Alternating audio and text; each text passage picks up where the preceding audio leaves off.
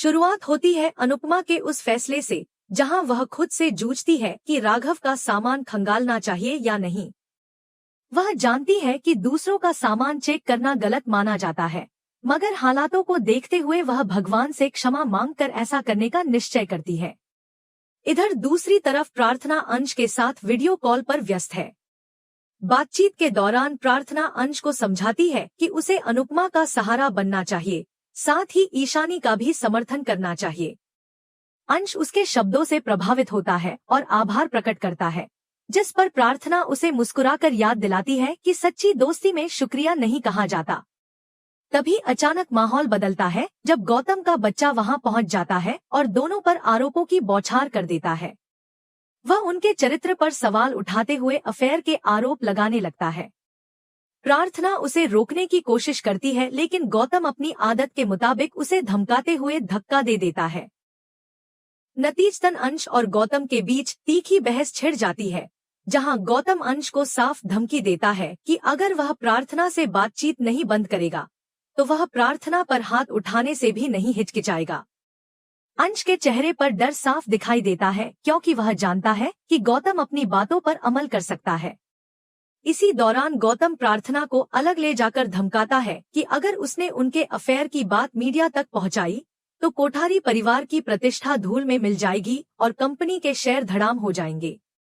वह जानता है कि डर का माहौल पैदा करके प्रार्थना को चुप रहना मजबूर कर सकता है।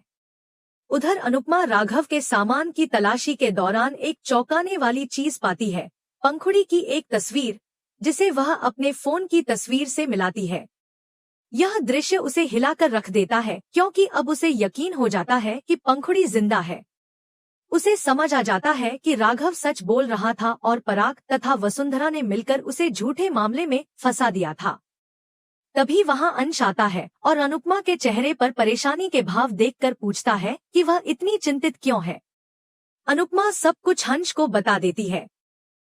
राघव, पंखुड़ी और कोठारी परिवार की साजिश का पूरा सच। अंश यह सब सुनकर अवाक रह जाता है। वहीं प्रार्थना अकेले में बैठी हुई अपनी और गौतम की लड़ाई को लेकर परेशान है। तभी राही वहां आती है और उसे समझाने की कोशिश करती है कि उसे खुद के लिए खड़ा होना चाहिए, लेकिन गौतम भी वहां पहुंच जाता है और राही को प्रार्थना से दूर रहने की चेतावनी देता है। गौतम राही से कहता है कि वह अंश को संभाले, क्योंकि वह प्रार्थना से बात कर रहा है। राही और गौतम के बीच जमकर बहस होती है, पर प्रार्थना दुखी होकर राही से कहती है कि वह उसके मामलों में दखल न दे। राही उसे ताना मारते हुए कहती है कि ना तो वह अपने लिए लड़ती है, ना दूसरों की मदद स्वीकारती है, लेकिन वह अंश के लिए जरूर लड़ेगी। गुस्से में वह वहां से चली जाती है।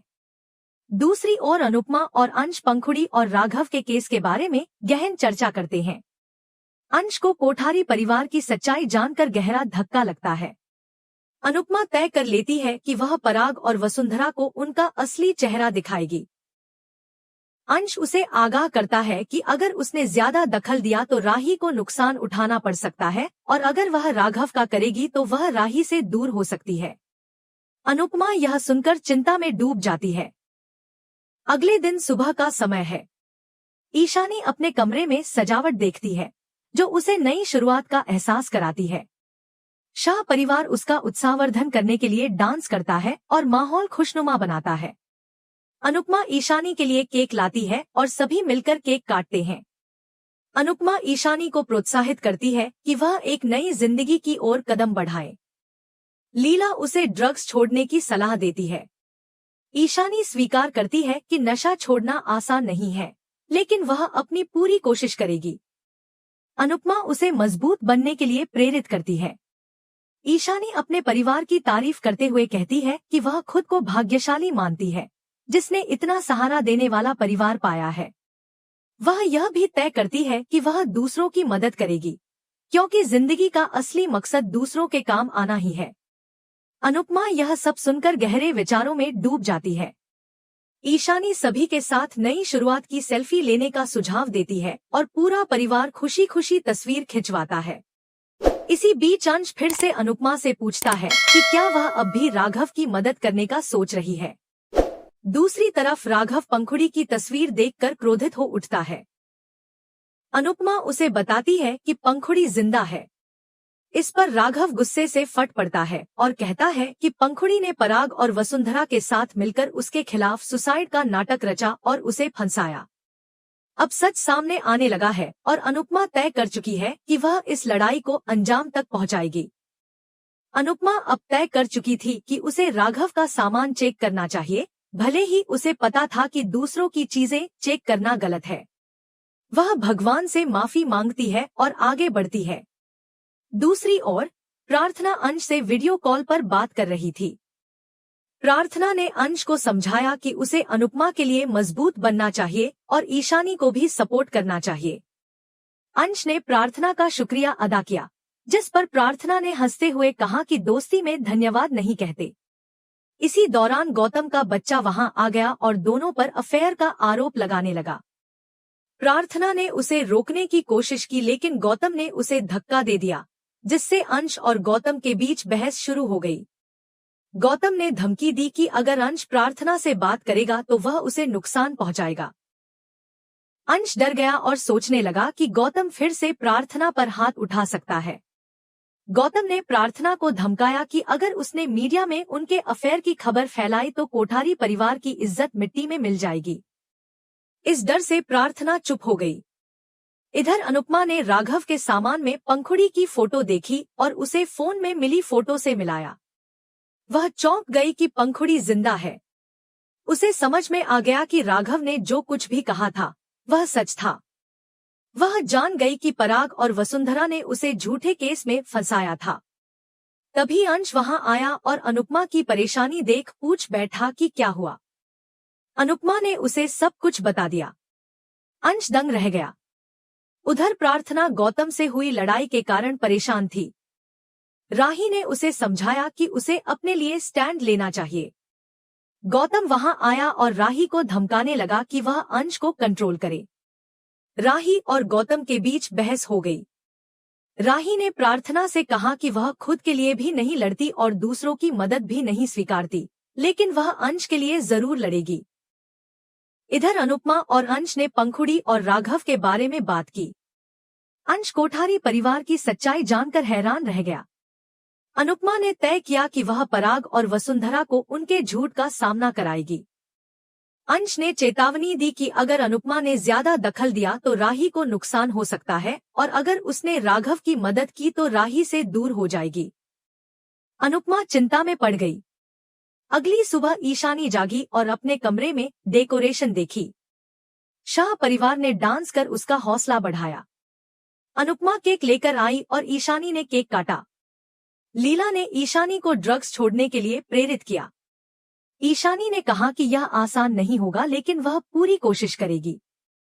अनुपमा ने उसे हिम्मत दी और ईशानी ने शाह परिवार की तारीफ करते हुए कहा कि वह दूसरों की मदद करना भी सीखेगी। सभी ने नई शुरुआत की सेल्फी ली। इसी दौरान अंश ने अनुपमा से पूछा कि क्या वह राघव की मदद करने के बारे में सोच रही है। राघव ने पंखुड़ी की फोटो देखकर गुस्सा किया और बताया कि पराग, वसुंधरा और पंखुड़ी ने मिलकर उसे फंसाया। राघव ने कहा कि पंखुड़ी मुझसे छुटकारा पाना चाहती थी, जबकि मैं अपनी शादी बचाने की कोशिश कर रहा था। उसने भाइयों से हमदर्दी हासिल की और मुझे जेल भिजवाया ताकि वह आजाद होकर जी सके। मुझे 20 साल तक बिना गुनाह के जेल में रहना पड़ा। मेरी मां ने भी घर से निकाल दिया। कोठारी परिवार ने मेरी पहचान, मेरी इज्जत, मेरा सब कुछ छीन लिया। अब दुनिया के सामने मैं सिर्फ एक क्रिमिनल हूँ। राघव ने अनुपमा से मदद मांगी और कहा कि अगर कोठारी परिवार ने उसके साथ इतना गलत किया है तो वे राही के साथ भी कर सकते हैं। राघव ने अनुपमा से पूछा कि क्या वह उसका साथ देगी। अनुपमा असमंजस में थी। राघव ने कहा कि उसे पता है अनुपमा के लिए राही की वजह से कोठारियों के खिलाफ जाना आसान नहीं है। अनुपमा ने पूछा कि क्या उसे पूरा यकीन है कि पराग, अनिल और वसुंधरा ने मिलकर उसे फंसाया।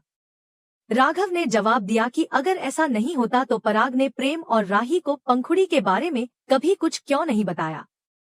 अनुपमा परेशान हो गई। उधर कोठारी परिवार नाश्ता कर रहा था। मीता के लौटने पर सब खुश थे। पराग ने राही को परिवार को जोड़कर रखने के लिए धन्यवाद दिया। राही ने कहा कि वह परिवार की अहमियत समझती है। प्रेम ने माँ की वैल्यू को समझने की बात कही। ख्याति ने कहा कि उसने कभी नहीं सोचा था कि उसके दोनों बेटे उसके सामने एक साथ होंगे। प्रेम और राही ने आर्यन को ख्याति को स्वीकारने के लिए मनाया। मोतीबा ने कहा कि अगर आर्यन खुश नहीं रहेगा तो परिवार भी नहीं रहेगा। सभी ने आर्यन को समझाया। आर्यन दुखी होकर वहां से चला गया और सोचा कि उसे अपने हक के लिए नाटक करना पड़ेगा। ख्याति दुखी थी, लेकिन प्रेम और राही ने उसे उम्मीद दी। आर्यन प्रसाद लेकर वापस आया और पराग को दिया। पराग ने उसे प्रेम के साथ प्रसाद खिलाया और गले लगाया। सबने खुशी मनाई। प्रेम और राही ने कहा कि परिवार खुश है और अब कोई समस्या नहीं है। तभी अनुपमा वहां आई। मोतीबा ने पूछा कि वह इतनी जल्दी क्यों आई। राही ने ताना मारते हुए कहा कि क्या वह कोई नई मुसीबत लाने आई हो। अनुपमा ने कहा कि आपका परिवार अभी भी अधूरा है। सभी चौंक गए। अगले एपिसोड में अनुपमा वसुंधरा से पंखुड़ी को छुपाने पर सवाल करेगी। वसुंधरा और पराग राघव को अपराधी कहेंगे। अनुपमा कहेगी कि अगर पंखुड़ी जिंदा है तो राघव अपराधी नहीं है। राही अनुपमा से कहेगी कि वह राघव के चक्कर में उनका परिवार तोड़ना बंद करे। अब देखना होगा कि अनुपमा और राही के बीच क्या टकराव होगा।